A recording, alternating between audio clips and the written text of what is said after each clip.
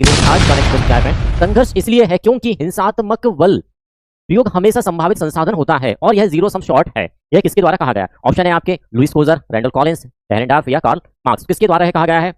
यह कहा गया है friend option B Randall Collins के द्वारा। किसके द्वारा कहा गया है? रैंडल कॉलिंस के द्वारा यह कहा गया है कि संघर्ष इसलिए है क्योंकि हिंसात्मक बल प्रयोग हमेशा संभावित संसाधनों पर होता है, जो कि क्या होता है? जीरो सम शॉर्ट होता है। चलिए ऑप्शन की बात कर लेते हैं। देखिए ये सभी हमारे क्या है? संघर्षवादी विचारक हैं, चाहे रैंडल कॉलिंस की बात करें, डेरेनडार्फ की बात करें, कार्ल मार्क्स की बात करें या हम लुईस क्लोजर की बात करें, संघर्षात्मक हमारे विचारकों की श्रेणी के अंतर्गत इन्हें रखा जाता है। चलिए लुईस क्लोजर की बात करते हैं। लुईस क्लोजर क्या कहते हैं? संघर्ष हमेशा विनाशकारी नहीं होता। इनका कहना क्या रहा है? संघर्ष हमेशा विनाशकारी नहीं होता है, विनाशकारी नहीं होता है। अच्छा क्यों नहीं होता है ये फ्रेंड? तो ये इसलिए नहीं होता है जब हम देखते हैं कि संघर्ष के कारण यदि कोई परिवर्तन आता है। देखिए अधिकांशतः ये माना जा सकता है कि संघर्ष के द्वारा जो परिवर्तन आएगा वह नकारात्मक आ सकता है, लेकिन लुईस क्लोजर का जो दृष्टिकोण रहा है क्या रहा है? एक सकारात्मक, या ये कह सकते हैं प्रकार्यात्मक दृष्टिकोण को ध्यान में रखते हुए संघर्ष को क्या मानते हैं? एक प्रकार्यात्मक परिवर्तन के रूप में देखते हैं। और यही प्रकार्यात्मक परिवर्तन के कारण लुईस क्लोजर का कहना क्या रहता है कि संघर्ष हमेशा विनाशकारी नहीं होता है। ठीक है, आगे क्या बात करते हैं लुईस क्लोजर? तो देखिए आगे लुईस क्लोजर का कहना क्या रहा है?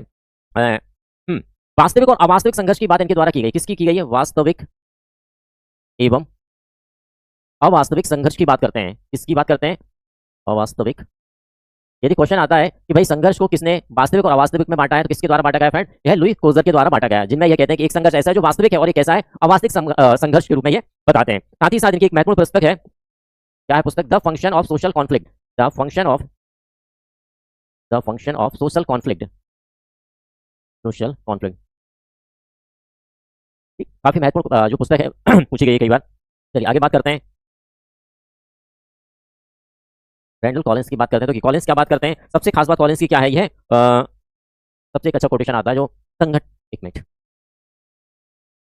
हाँ, संगठन संघर्ष के अखाड़े हैं। कई बार यह कोटेशन पूछा गया, क्या बताया? संगठन संघर्ष के अखाड़े हैं। संगठन संघर्ष के क्या है? अखाड़े हैं।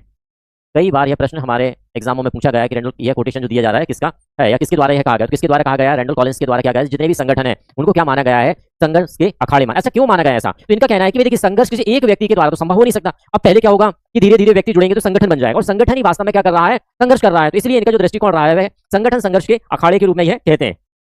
और आगे क्या कहते हैं? हम चाहें या ना चाहें संघर्ष होता ही है। दूसरा कोटेशन भी पूछा जाता है, हम चाहें या ना चाहें, हम चाहें या ना चाहें संघर्ष होता ही है, संघर्ष होता ही है। ऐसा क्यों कहा गया? देखिए हम समाज में जब भी देखते हैं, समाज की जो व्यवस्था बनी है वह उच्च निम्न मध्यम इस प्रकार से हमारी समाज की व्यवस्था चल रही है। अब यदि आप इस व्यवस्था में रह रहे हैं तो कहीं ना कहीं आप अपने उच्च से क्या करेंगे? संघर्ष करेंगे, क्योंकि उसकी परिस्थिति से आपको क्या करना? आगे निकलना है। जैसे कि हम देखते हैं जो हमारा रेफरेंस ग्रुप है ना, मर्डर के द्वारा जो रेफरेंस ग्रुप की अवधारणा दी गई, वह भी क्यों दी गई? सापेक्ष वंचना के कारण। यदि आप निम्न वर्ग में है, कहीं ना कहीं अपने उच्च वर्ग को देखकर आप क्या होंगे? अपने वर्ग से हतोत्साहित हो जाएंगे। तो आप क्या करेंगे? उस उच्च वर्ग में जाने का प्रयास करेंगे, और उस प्रयास के लिए आपको क्या करना रहेगा? संघर्ष करना रहेगा। तो इसीलिए रैंडल कॉलिंस का कहना क्या रहता है कि हम चाहें या ना चाहें संघर्ष अवश्य होगा, यानी कि वो होता ही है। आप चाहें या ना चाहें संघर्ष निरंतर चलता ही रहेगा। आगे ये क्या कहते हैं? संघर्ष के स्त्रोतों की बात करते हैं। ठीक है ना, किसकी बात करते हैं? संघर्ष के स्त्रोतों की बात भी किसके द्वारा की गई फ्रेंड? रैंडल कॉलिंस के द्वारा की गई है ना, संघर्ष के स्त्रोत। तो संघर्ष के स्त्रोतों में ये क्या कहते हैं? देखिए यहाँ पर स्त्रोतों के बारे में इनका बताना रहा है। सबसे पहले ये बात करते हैं भौतिक एवं तकनीकी स्त्रोत। किसकी बात करते हैं? ये भौतिक एवं तकनीकी स्त्रोत। किसकी बात की गई है फ्रेंड? भौतिक एवं तकनीकी स्त्रोत की बात की जाती है कॉलिंस के द्वारा। और किसकी बात की जा रही है? देखिए और ये कहते हैं शारीरिक आकर्षण शक्ति। किसकी बात की गई है? शारीरिक आकर्षण शक्ति की बात करते हैं। अब देखिए शारीरिक आकर्षण शक्ति को इन्होंने स्त्रोत के रूप में क्यों रखा गया? इसलिए रखा गया, तो आपने कई बार यह देखा होगा कि व्यक्ति का जो एक शारीरिक बनावट रहती है वह कहीं ना कहीं आकर्षण और विकर्षण दोनों का कार्य करती है, इसलिए इन्होंने संघर्ष की श्रेणी में उसे भी रखा है। नेक्स्ट क्या बात करते हैं? नेक्स्ट की बात करते हैं संख्या और कौम की विशिष्टता। किसकी बात की गई? संख्या और कौम की विशिष्टता। कौम की विशिष्टता की बात भी इनके द्वारा की गई है। अब देखिए संख्या और कौम को क्यों रखा गया है? संख्या और कौम को इसलिए रखा गया है, मैंने कहा ना कि एक अकेला व्यक्ति संघर्ष नहीं कर सकता है, तो निश्चित बात है हमें संघर्ष करने के लिए एक संगठन की आवश्यकता, और जब संगठन की आवश्यकता है तो निश्चित तौर पर संख्या बल भी होना चाहिए। तो निश्चित बात है कि संख्या और कौम, जैसे कि आप देखते हैं कि किसी विशेष कौम की यदि बात की जाए, किसी विशेष जाति की बात की जाए, किसी विशेष धर्म की बात की जाए, जब बात समाज के इन मुद्दों की होती है तो व्यक्ति कहीं का भी हो, लेकिन एक विशेष कौम की यदि बात आ जाए तो सभी देश कैसे हो जाएंगे? वो एक टाइप के हो जाएंगे। ठीक है ना। तो तीसरा स्त्रोत बताया, चौथे स्त्रोत की भी बात कर ही लेते हैं। तो चौथा स्त्रोत ये कहते हैं सांस्कृतिक परंपरागत, सांस्कृतिक एवं परंपरा, इसको भी यह रखते हैं। अब सांस्कृतिक परंपरा को क्यों रखा गया? तो आपने देखा होगा कि प्रत्येक समाज में, प्रत्येक धर्म में कुछ विशेष प्रकार की संस्कृति और परंपराएं रहती हैं जो उस विशेष समूह को ही निर्देशित करती हैं।